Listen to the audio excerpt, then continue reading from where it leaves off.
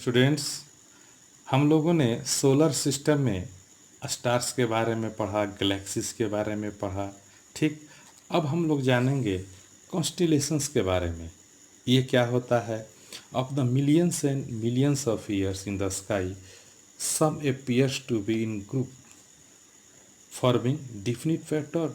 These groups, which can be recognized by the shapes they form, are called constellations. Means कि कुछ ऐसे stars होते हैं जो एक फिक्स पैटर्न में दिखाई देते हैं, ठीक है, और ग्रुप में रहते हैं, उनको कॉन्स्टिलेशंस कहा जाता है। जैसे देखिए यहाँ पर ये देख रहे हैं, the great bear and the pole star. ऊपर वाला स्टार को पोल स्टार कहते हैं। ये देखिए डिफिनिट पैटर्न में दिखाई दे रहे हैं। 7 स्टार से काउंट कीजिए, 1 2 3 4 5 6 7। इसको आप कभी रात में देखने का कोशिश कीजिएगा जब आकाश साफ रहता हो, ठीक है। इसको हम लोग सप्तऋषि कहते हैं, ठीक है स्टूडेंट्स। देखिए यहाँ दिया हुआ है, सप्तऋषि कहा जाता है। The great bear is one of the constellation visible in the northern sky in India. This constellation is called Saptarishi मंडल, ठीक है स्टूडेंट्स। इसका शेप कैसा होता है? तो ये लॉन्ग हैंडल स्पून की तरह शेप होता है, ठीक। ये ऊपर में पोल स्टार आपको दिखाए ही हैं, जिसको नॉर्थ स्टार भी कहा जाता है, ये ऊपर वाला।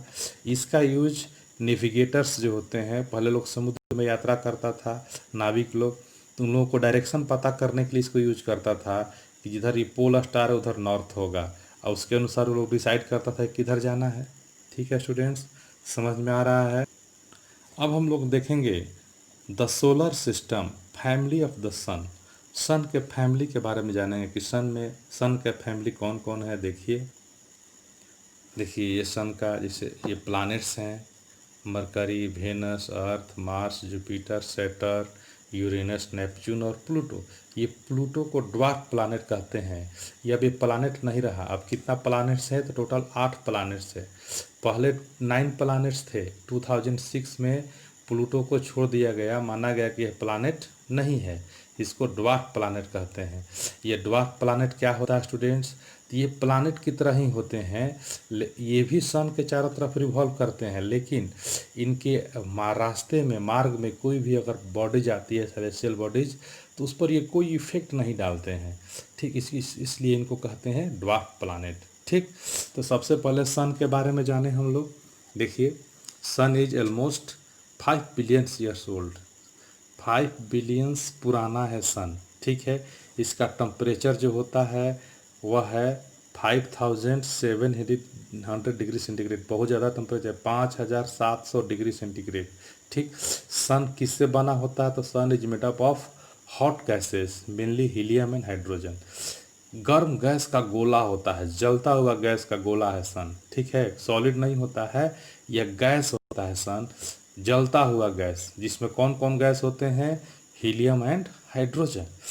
सन का जो डिस्टेंस है फ्रॉम अर्थ, ठीक, वह कितना है? तो 149 मिलियन किलोमीटर है, ठीक है स्टूडेंट्स। और सन का डायमीटर कितना है? तो 13,92,000 kilometre. It is 109 times bigger than the earth. ये अर्थ के तुलना में 109 गुना बड़ा है। आप सोचिए कि कितना बड़ा होगा सन, ठीक है। और इसका टेम्परेचर कितना बड़ा होगा? इसका टेम्परेचर इतना ज़्यादा होता है कि सहारा डेजर्ट में, सहारा डेजर्ट कहाँ है?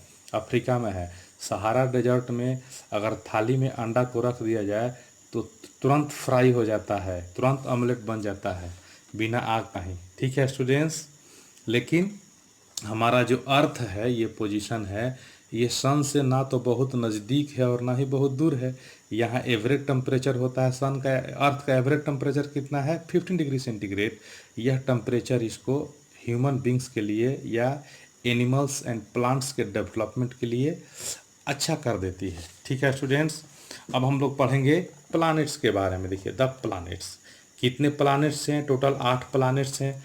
कौन कौन हैं? तो देखिए ये 8 प्लैनेट्स है, बताए अभी। अब बताइए, सन के नज़दीक सबसे पहले कौन है? मरकरी है, उसके बाद वेनस है, फिर अर्थ है, फिर मार्स है, जुपिटर है, उसका सैटर्न है, यूरेनस है, तब नेपच्यून है, ठीक है। साइज वाइज देखें हम लोग तो सबसे छोटा साइज किसका होता है? मरकरी का होता होता है। सबसे बड़ा कौन होता है? जुपिटर होता है। ठीक है स्टूडेंट्स। सबसे ज़्यादा टेम्परेचर किसका होगा? तो मरकरी का होगा। क्यों? क्योंकि ये सन के नज़दीक है। और सबसे कम टेम्परेचर किसका होगा? तो नेपच्यून का होगा। क्यों? क्योंकि ये सन से बहुत दूर है। ठीक। सारे प्लैनेट्स जो हैं इनका शेप कैसा होता है? तो स्फेरिकल मीन्स लगभग गोल होता है। ठीक। और ये कैसे रोटेट करते हैं? तो सारे के सारे वेस्ट टू ईस्ट रोटेट करते हैं। सिर्फ दो है, यूरेनस और वेनस। ये कैसे रोटेट करता है? तो from east to west means पूरब से पश्चिम की ओर। अब बाकी जो 6 प्लानेट हैं वे from west to east rotate करते हैं। ठीक है स्टूडेंट्स। इसमें Mars the Mars is called as the red planet. Mars को क्या बोलते हैं? रेड प्लानेट बोलते हैं। और Venus is consider as Earth's twin. Earth's twin माना जाता है। किसको? वेनस को। देखिए वेनस कहाँ है? यहाँ पर है। ठीक है स्टूडेंट्स। बाकी सब समझ में आ रहा होगा। बुक को पढ़िएगा, क्लियर होगा। सारे प्लैनेट्स में दो तरह का मोशन होता है। एक अपने एक्सिस पर लट्टू की तरह रोटेट करता है। ठीक। और दूसरा सन के चारों ओर ऐसे ऐसे रिवॉल्व करता है। ठीक। तो रोटेशन में जुपिटर का स्पीड सबसे ज़्यादा होता है। यह rotates fastest. Jupiter rotates fastest. It takes 9 hour and 56 minutes to complete one rotation. Earth को रोटेट करने में कितना टाइम लगता है? 24 आवर्स। एंड वेनस को सबसे अधिक टाइम लगता है। कितना? 243 ईयर्स में एक बार यह रोटेट करता है लट्टू की तरह। ठीक। रिवॉल्यूशन में जो नज़दीक रहेगा वो जल्दी रिवॉल्व करेगा, जिसे मार्स नहीं। मार्स और अर्थ को रिवॉल्व करने में कितना टाइम लगता है? 365 डेज 6 आवर्स। ठीक। नेपच्यून सबसे दूर है, इसको सबसे अधिक टाइम लगता है 164.79 ईयर्स। 164 वर्ष में एक बार रिवॉल्व करता है। और मार्स को सबसे कम टाइम लगता है। ठीक है स्टूडेंट्स। अब आगे है difference between stars and planets. देखिए stars are made up of the hot glowing gases. Planets are made up of the solid materials like, है ना, rocks and stones. Stars have their own light. ठीक। Stars are big and hot. They appears small because they are large distance from the earth. ये बड़े होते हैं लेकिन ज़्यादा distance के कारण छोटा दिखाई देता है। There are millions of stars. देखिए आगे planet. They shine by receiving the light from the star. Star से लाइट लेने के बाद ही ये चमकते हैं। Planets are small and their range of temperature depends on their distance from the sun. Sun के जो नज़दीक होगा उसका टेम्परेचर ज़्यादा होगा और सन से जो दूर होगा उसका टेम्परेचर कम होगा। There are 8 known planets in the solar system. कौन कौन है आप जान रहे हैं। अब देखिए अर्थ ये यूनिक प्लैनेट है। ठीक। इसका साइज यह 4th पोजीशन है। देखिए यहाँ 5th लिख दिया है। Earth is the 5th largest planet in size, नहीं 4th प्लैनेट्स है। ठीक। चौथा प्लैनेट है। कैसे चौथा? According to their size ascending order planets are. देखिए मरकरी सबसे छोटा, फिर उससे बड़ा मार्स, उससे बड़ा वेनस, तब अर्थ है। तो first, second, third, 4th position पर अर्थ है स्टूडेंट। तो अर्थ साइज में 4th और डिस्टेंस फ्रॉम सन में 3rd नियरेस्ट प्लैनेट है सन से। ठीक है स्टूडेंट्स। अब अर्थ का शेप कैसा होता है?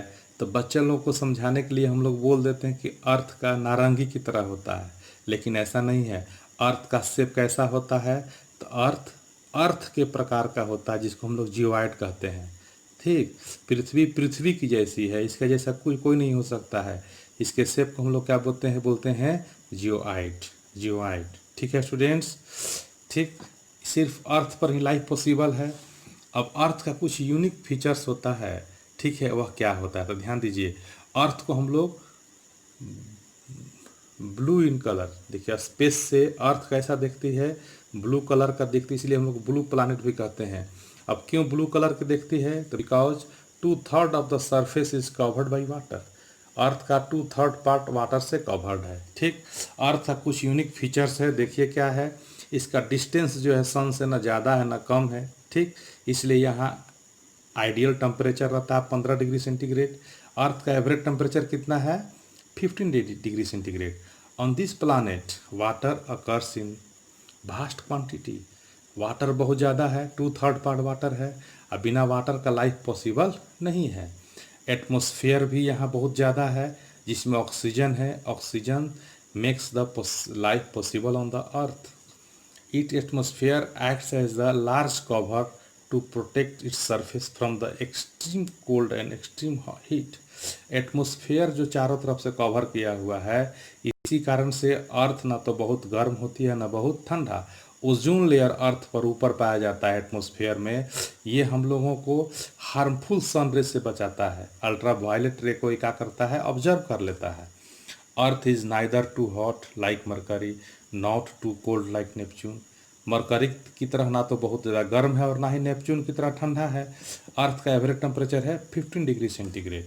ठीक है स्टूडेंट्स, अब देखिए हम लोग पढ़ेंगे सैटेलाइट के बारे में। सैटेलाइट क्या होता है, तो ये सैटेलाइट भी सेलेस्टियल बॉडीज है जो प्लानेट के चारों ओर चक्कर काटते रहता है। ठीक है, सबसे अधिक जुपिटर का 79 सैटेलाइट होता है और सबसे बड़ा सैटेलाइट सोलर सिस्टम का है गैनीमेड है जो जुपिटर का ही है। दूसरा है सैटर्न का 62 मून्स है। सेकेंड लार्जेस्ट जो हमारा सैटेलाइट है वो टाइटन है। मून जो होता है अर्थ का नेचुरल सैटेलाइट है। ठीक है, इसका डिस्टेंस जो है 3,84,000 किलोमीटर है। ये पृथ्वी का 1/4 पार्ट इसका है। ठीक है स्टूडेंट्स, अर्थ को पृथ्वी का एक चक्कर लगाने में 27 डेज 8 आवर्स लगता है। इसी को हम लोग लूनर मंथ कहते हैं। ठीक, ये देखिए फेजेज ऑफ मून है। What do you mean by phases of moon, तो देखिए the gradual increasing and decreasing portion of the bright moon are called the phases of moon. Means ये चमकीला भाग जो है वह घटता पर, देखिए पूरा चमक रहा है। कब पूरा चमकता है, तब पूर्णिमा के दिन। धीरे धीरे देखिए इसका चमकीला पार्ट क्या हो रहा है, घट रहा है। घटते घटते यहाँ ख़त्म हो गया। कब ख़त्म हो जाता है मून का चमकना, अमावस्या के दिन। ठीक है, फिर इसके बाद देखिए फिर धीरे धीरे लाइट इसका बढ़ने लगता है। यहाँ आते आते फुल मून हो जाता है। इसी को हम लोग कहते हैं फेजेज ऑफ मून। ठीक है, अब देखिए एस्टेरॉइड्स, तो ये मार्स और जुपिटर के बीच में ये एस्टेरॉइड्स पाया जाता है। देखिए मार्स और जुपिटर के ऑर्बिट के बीच में ये एस्टेरॉइड्स पाया जाता है। ठीक है, मेटेरिस्ट क्या होता है, इसको हम लोग कहते हैं मीटियोर्स। इसको शूटिंग स्टार्स कहते हैं या बर्निंग स्टार कहते हैं। देखते होंगे कभी कभी आकाश में ऐसे गिरते हुए जलता हुआ आप देखते होंगे। ठीक है, तो ये क्यों जल जाते हैं कि जैसे ही ये पृथ्वी के संपर्क में आते हैं, एटमॉस्फेयर के संपर्क में आते हैं, तब फ्रिक्शन के कारण ये जल जाता है। ठीक है, ठीक, कभी कभी ये बिना जले हुए पृथ्वी पर गिर जाता है। जैसे गुजरात में एक था बंधन विलेज, देखिए गुजरात में है ना, बंधिया विलेज गुजरात में था जहाँ पर एक मेटेरिस्ट गिरा था। ठीक है स्टूडेंट्स, और देखिए ये कॉमेट्स क्या होता है, तो इसको डर्टी स्नो बॉल्स कहते हैं। ये क्या रॉक्स का या आइस का गोला होता है। जब भी यह सन के नज़दीक आता है तो बर्फ़ पिघल करके उड़ जाता है। ठीक, और गैस और डस्ट बच जाता है ठीक जलने के बाद। ठीक है, जब ये कॉमेट्स सन के नज़दीक आते हैं और जलता है तो टेल पूंछ की तरह इसे आग निकलता है लंबा। इसका कलर येलो और वाइट कब होगा, जब डस्ट जलता है। और जब गैस जलेगा तो इसका कलर ब्लू जैसा होता है। हेली कॉमेट्स जो होता है वह 76 ईयर्स में एक बार आता है। और अर्थ के नज़दीक ये क्लेमोला जो कॉमेट्स है 11 ईयर्स के बाद सोलर सिस्टम में विजिट करता है। एक और है एंकल जो 3.3 ईयर्स में आता है। आज के लिए इतना ही, मिलते हैं अगले क्लास में। तब तक के लिए बाय, थैंक यू।